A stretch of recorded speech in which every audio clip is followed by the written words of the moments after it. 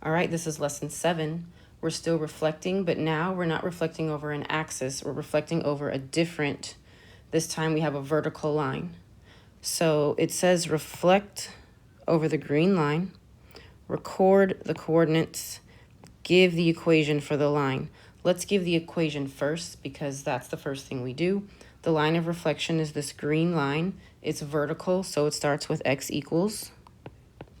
And it is at the number 1, so this is the line x equals 1. Get my ordered pairs for the pre-image. X is at 1, -3. Y is at 3, 0. And Z is at -1, -1. Now, unlike lesson 6, so in lesson 6, either X or Y was becoming their opposite because you were flipping over an axis. But since we're not reflecting over an axis, nothing becomes its opposite. But since I'm reflecting over a vertical line, I'm moving right to left, which means only my X values should be changing. All my Y values should be staying the same. So let's see if that happens. Let's start with Y. So Y is 1, 2 spaces from this green line on the right. So I need to start from the green line and go left 2 spaces. So here's Y prime.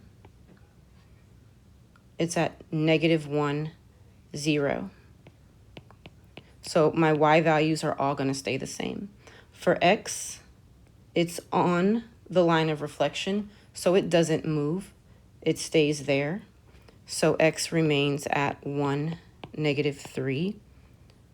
Z is to the left of the line, so it's moving right, and it is 1, 2 spaces from the line. So I go 1, 2 spaces in the other direction, the right, and this is Z prime, and it's located at 3, -1. So all of my Y values are the same. Now let's connect our points. Z stays where it is.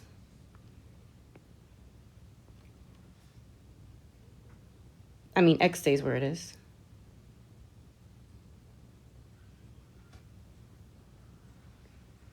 So it overlaps with itself. It's facing the other direction now. Still in the same quadrants 3 and 4, but now it's been flipped over, so it's facing the other way. Its orientation has changed.